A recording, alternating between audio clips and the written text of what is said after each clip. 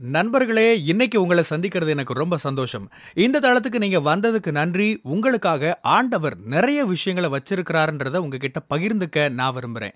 இன்னைக்கு உங்க கூட நான் பேச வேண்டிய விஷயத்துக்குள்ள போறதுக்கு முன்னாடி, சில விஷயங்கள சொல்லிக்க விரும்புறேன்.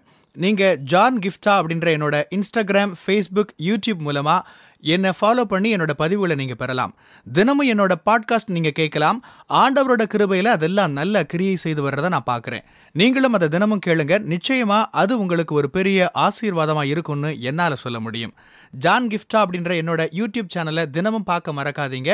ஃபியல் for the soul with John கிஃப்டா அப்படின்ற இங்கிலீஷ் பாட்காஸ்டையும் நீங்க தினமும் கேட்கலாம். www.johngifta.com அப்படின்ற என்னோட வெப்சைட்லையும் இதெல்லாமே இருக்கும். முரண்பாட்டை தழுவிக் கொள்ளுங்கள் அப்படின்ற தலைப்பில் இன்னைக்கு உங்க கூட நான் பேச விரும்புகிறேன். கன்னியாக இருந்த மரியாள் மூலமா இயேசு பிறக்கிறாரு. பரிசுத்த ஆவியின் வல்லமையினால இயேசு அவங்க வயிற்றில் உருவாராரு. இதை நாம் ஒரு வல்லமையான விஷயமா, ஒரு அற்புதமாக பார்க்குறோம். அப்படித்தான் நாம் அதை நம்புகிறோம். விசுவாசிகளான நாம இயேசுவின் கன்னி வழியான பிறப்பை நம்புகிறோம். ஆனால் வரலாற்றையும் சரி, மரியாளோட வாழ்க்கையிலையும் சரி, கன்னி பிறப்பு அப்படின்றத எல்லாரும் நம்பிடலை. இயேசு பூமியில் பிறந்தப்ப நிறைய அற்புதங்கள் செஞ்சார். ஆனால் சில சமயங்களில் அவரோட சொந்த குடும்ப உறுப்பினர்களே அதை நம்பலை. வசனம் சொல்லுது, அவர்களுடைய அவிசுவாசத்தினால் அவரோட சொந்த ஊரில் நிறைய அற்புதங்களை அவரால் செய்ய முடியலை. அவங்களால அற்புதங்களை நம்ப முடியலை. மரியாளும் அவங்களோட உறவினர்களும் இயேசுவின் பிறப்பில் நடந்த அற்புதங்களை கேள்விப்பட்டிருக்கிறாங்க.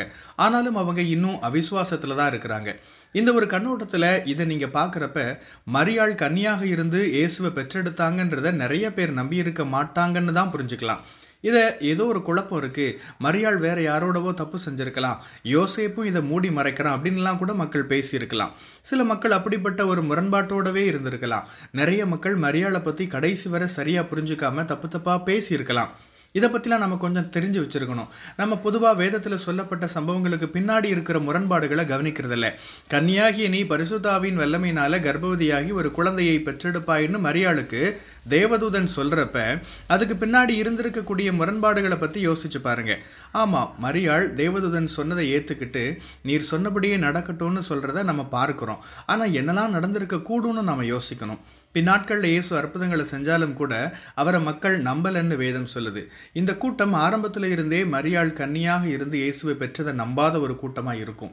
அந்நாட்களில் மரியாள் ஒரு முரண்பாட்டின் உருவமாகவே பேசப்பட்டிருப்பார். சமீபத்தில் ஒருத்தர்கிட்ட பேசியிருந்தேன். நிறைய கிறிஸ்தவர்கள் இன்றைக்கி என்ன செய்கிறாங்க தெரியுமா? ஒரு தேவ மனுஷனை, பிரசங்கியாரை அவங்க இருக்கும்போது பாராட்ட மாட்டாங்க. அவங்க உலகத்தை விட்டு போனப்போ பயங்கரமாக பாராட்டி பேசுவாங்க. ஆமாம், மனுஷங்களாக இருக்கிறப்ப மனுஷிகத்தில் சில முரண்பாடுகள் எல்லாருக்கும் இருக்கும் தான். அதை தாண்டி அவங்கக்கிட்ட நிறைய நல்ல விஷயங்கள் இருக்கும். ஆனால் அதெல்லாம் அவங்களோட மறைவுக்கு பின்னாடி தான் மக்கள் ஏற்றுக்கொள்ள தயாராகிறாங்க. இன்றைக்கி நிறைய பேர் டாக்டர் பில்லி கிரஹாம் பற்றி பேசுகிறப்ப, எப்படிப்பட்ட தெய்வ மனுஷன்ப்பா அவரை மாதிரி ஒரு ஊழியக்காரரை பார்க்க முடியுமா, இப்படிப்பட்ட ஊழியக்காரங்க எழும்புனா நல்லா இருக்குமே அப்படின்லாம் பேசுகிறாங்க. ஆனால் பில்லி கிரஹாம் உயிரோடு இருந்த நாட்களில் அவரை முரண்பாட்டின் உருவமாக பேசின நிறைய மக்கள் இருந்தாங்க. இன்னுமே அவர் ஒரு தவறான போதகர், கள்ள பிரசங்கியார்னு சொல்கிறவங்க இருக்கத்தான் செய்கிறாங்க. கிறிஸ்தவங்களை பற்றி தான் நான் பேசிகிட்டு இருக்கேன். அவர் டிவியில், ரேடியோவில் பேசினதுக்கெல்லாம் பயங்கரமாக எதிர்ப்பு தெரிவித்தாங்க. ஆனால் இன்னைக்கு அவர் அற்புதமான தெய்வ மனுஷன் இல்லையான்னு பேசிக்கிறாங்க. மார்ட்டின் லூத்தர் அற்புதமான காரியங்களை நாட்களில் செஞ்சார். அவர் கடவுளை மறுதளிக்கிறாரு, தேவதூஷன்னு சொல்கிறாருன்னுலாம் சொல்லி திருச்சபையை விட்டு வெளியேற்றினாங்க. ஆனால் இன்னைக்கு சீர்திருத்த சபை அவரை கொண்டாடிக்கிட்டு இருக்கு. அவர் சில தவறுகள் செஞ்சிருக்கலாம். ஆனால் என்ன சொல்ல வர, எந்த மனுஷனும் பூரணமான மனுஷன் இல்லை. இன்னைக்கு ஊழியக்காரங்க ஒருத்தர் பார்த்து அவங்க பிரச்சனைக்குரியவங்க, தப்பானவங்கன்னெல்லாம் சொல்லிட்டு இருக்காங்க. இன்னைக்கு சோஷியல் மீடியாவில் அடுத்த ஊழியக்காரரை குறைச்சி சொல்லி தங்களோட சோஷியல் மீடியா ஃபாலோவர்ஸ் அதிகப்படுத்திக்க நினைக்கிறாங்க. சுருக்கமாக என்ன சொல்கிறேன்னா, முரண்பாடு அப்படின்றது ஒரு உண்மையான விசுவாசியோட வாழ்க்கையின் ஒரு பகுதியாகத்தான் இருக்கும். ஒருவேளை நீங்கள் முரண்பாடுகள் எதிர்கொள்கிறீங்களா? உங்களை பற்றி யாராச்சும் தப்பாக பேசுகிறாங்களா? அல்லது மற்ற யாரையாச்சும் பற்றி தப்பாக பேசுகிறத நீங்கள் கேள்விப்படுறீங்களா? அப்படியே கண்ணை மூடிட்டு அதை ஏற்றுக்காதீங்க. சிலர் உங்களை எந்த சூழல்லையும் ஒருபோதும் ஏற்றுக்கவே மாட்டாங்க. ஆண்டவரோட திட்டத்தில் அது ஒரு பகுதியாகவே தான் இருக்கும். சிலர் உங்களை ஒருபோதும் புரிஞ்சிக்கவே மாட்டாங்க தான். சிலர் உங்கள் பக்கம் ஒருபோதும் நிற்கவே மாட்டாங்க தான். ஒருபோதும் உங்களை நம்பவே மாட்டாங்க தான்.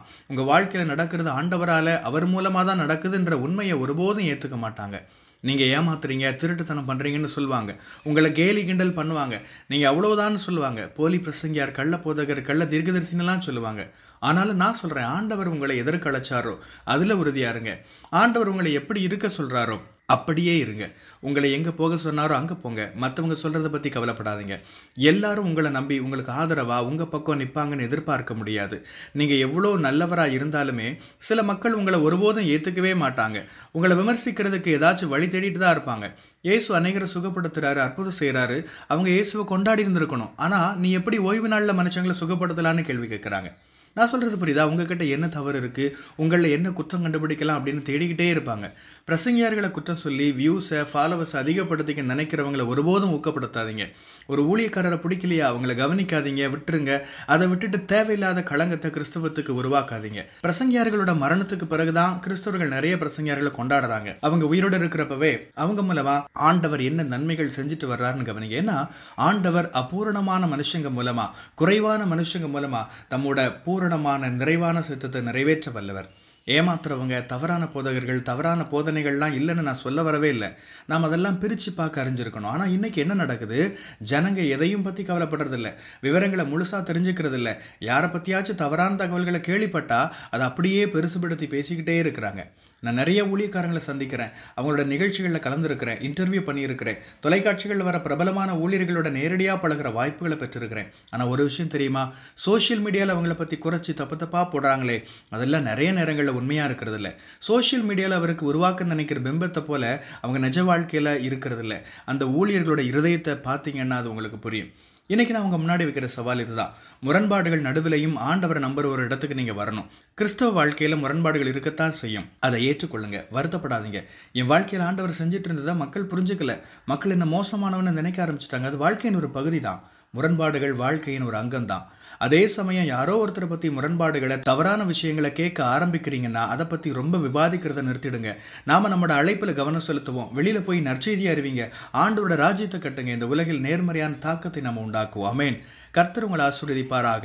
உங்களுடைய பகுதிகளில் பிரசங்கிக்க என்னை அழைக்க நீங்கள் விரும்பினா டிஸ்கிரிப்ஷனில் இருக்கிற இமெயில் மூலமாக என்ன நீங்கள் தொடர்பு கொள்ளலாம். பிரியமானவங்களே, இந்த செய்தி மூலமாக நீங்கள் உற்சாகம் அடைஞ்சிருப்பீங்க, ஆசீர்வதிக்கப்பட்டிருப்பீங்கன்னு விசுவாசிக்கிறேன். திரும்பவும் ஞாபகப்படுத்துகிறேன், நீங்கள் ஜான் கிஃப்டா அப்படின்ற என்னோட இன்ஸ்டாகிராம், ஃபேஸ்புக், யூடியூப் மூலமாக என்னை ஃபாலோ பண்ணி என்னோட பதிவுகளை பெறலாம். ஜான் கிஃப்டா அப்படின்ற என்னோட யூடியூப் சேனலை தினமும் பார்க்க மறக்காதீங்க. Fuel for the soul with John கிஃப்டா அப்படின்ற இங்கிலீஷ் பாட்காஸ்ட்டையும் நீங்கள் தினமும் கேட்கலாம். பாட்காஸ்ட் எபிசோடுக்கு நீங்கள் உங்களோட ரேட்டிங், ரிவ்யூ கொடுத்து ஷேர் பண்ண மறக்காதீங்க. www.johngifta.com அப்படின்ற என்னோட வெப்சைட்லேயும் இது எல்லாமே இருக்கும். இந்த ஊழியத்தால் நீங்கள் ஆசீர்வதிக்கப்பட்டிருந்து மற்றவங்களுக்கும் இதே ஆசீர்வாதம் சேரணும்னு விரும்பினா நீங்களும் எங்கள் கூட சேர்ந்து ஆண்டவரோட ராஜ்யத்தை கட்டுற இந்த பணியை உங்களோட நிதி ஆதரவு மூலமாகவும் தாங்கலாம். கூகுள் பே அல்லது நெட் பேங்கிங் அல்லது பேபால் மூலமாக நீங்கள் ஆதரவு தரலாம். எல்லா விவரங்களையும் டிஸ்கிரிப்ஷனில் நீங்கள் பார்க்கலாம். ஆண்டவர் உங்களை ஆசீர்வதிப்பாராக.